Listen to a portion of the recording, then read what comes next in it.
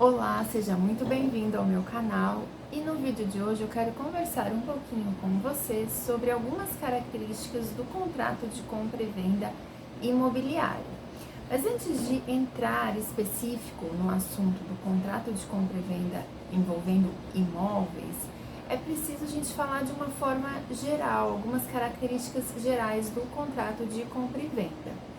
Então vamos lá. O contrato de compra e venda, ele é um contrato bilateral, ou seja, ele envolve duas partes, a figura do vendedor e a figura do comprador. E por ser um contrato bilateral, então ele vai gerar direitos e obrigações para ambas as partes. A figura do vendedor terá a obrigação de transferir o bem que está sendo ali objeto da compra e venda e terá o direito de receber o valor acordado. Já o comprador, ele terá a obrigação de pagar pelo bem que está envolvendo ali a compra e venda, né? Então, transferir o valor para o vendedor e terá direito, então, de lhe ser transferido o bem ali, objeto de negociação. O contrato de compra e venda, ele também é um contrato, então, como a gente já falou aí de valor, ele é um contrato oneroso. Então, ele envolve um valor em dinheiro. Então, o vendedor, ele receberá esse valor em dinheiro do comprador. E aqui a gente fala em dinheiro, né? Então, ele é um contrato oneroso envolvendo dinheiro, porque se fosse uma outra forma, por exemplo, uma troca ou uma permuta, nós não estaríamos diante de um contrato de compra e venda. Então, nós estaríamos diante de um contrato específico de permuta, né? Se por acaso ficasse acordado que eu lhe daria um bem e você, como forma de pagamento, me transferiria outro bem. Então, isso é uma troca, uma permuta, não é uma compra e venda. A compra e venda, então, envolve a transferência de um bem do vendedor para o comprador e, em contraprestação, o comprador fica obrigado a pagar um valor para o vendedor. Então, vamos lá, já falamos que é um contrato bilateral, é um contrato oneroso e ele também é um contrato consensual, tá? Para que o contrato exista, é necessário que as partes entrem em um consenso, né? Sobre o objeto ali, o bem da compra e venda, o valor que será acordado, as cláusulas contratuais ali envolvidas, né? Além do objeto que está sendo ali negociado, tem que estar de acordo com o valor e também com demais cláusulas, por exemplo, alguma sanção caso não ocorra a transferência do bem ou então o pagamento do valor ali acordado, ou então outras cláusulas especiais que envolvem, por exemplo, um contrato de compra e venda, né? Então, também é um contrato consensual, as partes devem estar de acordo. É um contrato em que as partes, elas podem formalizar esse documento de forma paritária, ou então, ou seja, estarem em condições ali, digamos, iguais de negociação e estabelecerem de forma livre ali as cláusulas contratuais, ou então também pode ser um contrato de adesão, ou seja, uma das partes é que vai estabelecer as cláusulas do contrato e a outra só vai aderir, ou seja, concordar. Digamos que não haveria uma discussão aí sobre a formação das cláusulas. Uma parte estabelece e a outra adere. Isso seria um contrato de adesão. Então, um contrato de compra e venda, então, ele pode ser... quando a gente fala em contrato de compra e venda, geralmente a gente pensa em um contrato de compra e venda só de imóveis, né? Mas o contrato de compra e venda, ele pode envolver também bens móveis. Você pode fazer um contrato de compra e venda vendendo um automóvel, estabelecendo ali uma compra e venda de gado, por exemplo, se você for pecuarista, de uma máquina, né? Então, pode ter, sim, se estabelecer, se acordar um contrato de compra e venda de bens móveis, né? também vai ter essas características, porque essas características que eu falei anteriormente, elas são características gerais envolvendo o contrato de compra e venda. Só que no caso, se for acordado um contrato de compra e venda envolvendo um bem móvel, a transferência desse bem móvel, ele se dá pela tradição, pela entrega do bem. Ou seja, o comprador vai pagar o valor para o vendedor e o vendedor vai transferir esse bem ao comprador, tá? Agora, quando se tratar de um bem imóvel, agora vamos entrar mais aqui específico relacionado a um contrato de compra e venda de um bem imóvel. A propriedade desse bem, ela não se transfere só com a formalização do contrato e o pagamento do preço acordado, tá? Para transferir a propriedade de um bem imóvel, é necessário que ocorra a formalização do registro na matrícula do bem, tá? Sem esse registro, não houve ainda a transferência da propriedade. Então, o que acontece? No contrato de compra e venda, há algumas particularidades, algumas exigências legais. Então, primeiro, é preciso observar a capacidade das partes, né? Ou seja, capacidade civil das partes, ser maior de idade, né? Tudo que envolve ali a capacidade civil. E ter legitimidade também para negociação, ou seja, você precisa ser proprietário daquele bem. Isso também para o bem móvel, né, gente? Porque como é que você vai negociar, transferir um bem móvel se você não é proprietário daquele bem? Mas especificamente para o bem imóvel também é preciso ter legitimidade. Legitimidade para alienar um bem imóvel você tem quando você é o proprietário do bem, né? Então, você precisa ter capacidade, legitimidade.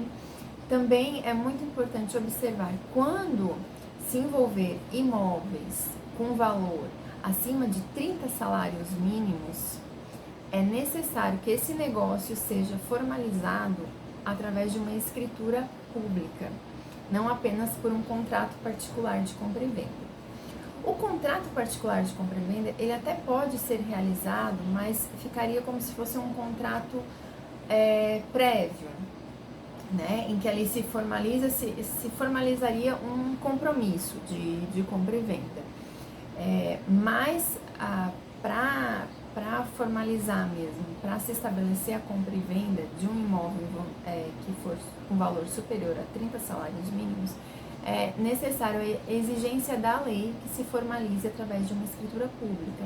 E o que é essa escritura pública? Essa escritura pública é um documento que você faz em cartório, no cartório tabelionato de notas e registro, em que as partes vão e formalizam então esse acordo, né, de compra e venda, ali, que foi ali formado o consenso, né?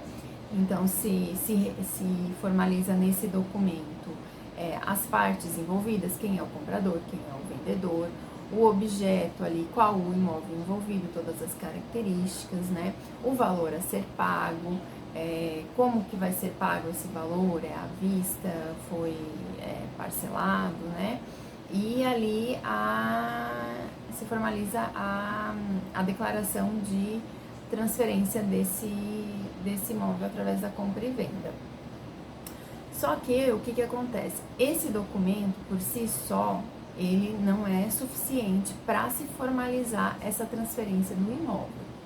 Então, estando em posse dessa escritura pública, essa escritura pública você vai pegar e vai levá-la ao cartório de registro de imóveis, onde está registrado a matrícula do imóvel objeto ali da compra e venda.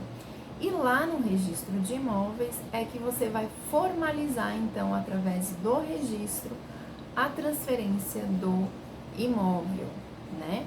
Então, você faz a escritura pública de compra e venda desse imóvel, formalizada a escritura pública, você leva a registro no cartório de registro de imóveis.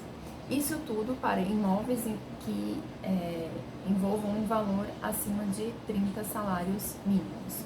Imóveis com valores inferiores a 30 salários mínimos, você pode fazer por um contrato particular de compra e venda sem problema algum. Então, é preciso observar isso, porque muitas vezes acontece de se fazer o contrato de compra e venda particular e aí as pessoas não formalizam, não fazem um registro na matrícula, e aí aquela dúvida, será que eu sou dono mesmo? Será que eu tenho problema em perder meu imóvel? Então, enquanto não há o registro na matrícula da transferência dessa propriedade, quem adquiriu ainda não é dono. Para ser dono, é imprescindível que ocorra o registro na matrícula.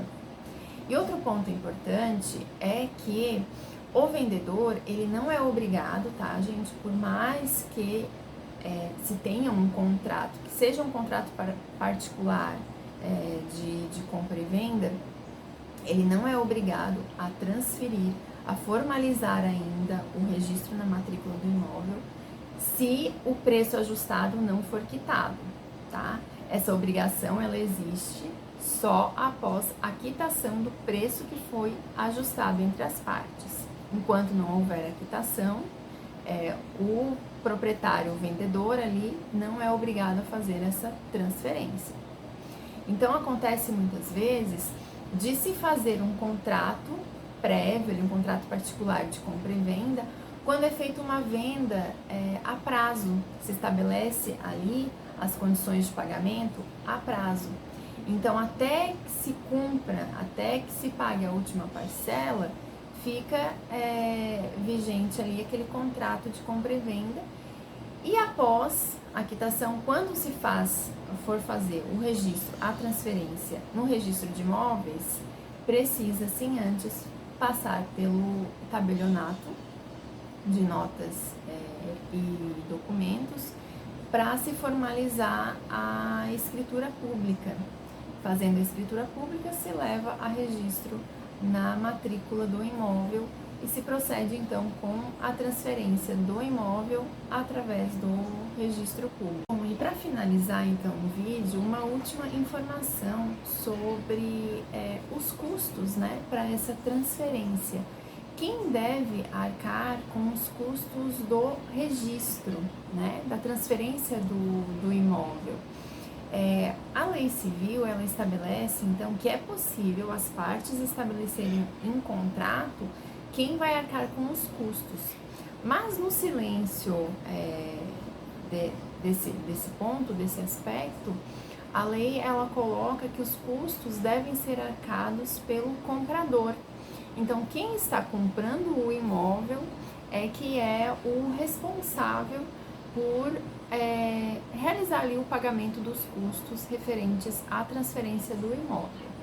Lembrando, como eu falei, é possível sim se acordar de forma contrária, é possível estabelecer em contrato que, por exemplo, fique a figura do vendedor responsável pelos custos, ali, pelo pagamento dos custos da transferência do imóvel.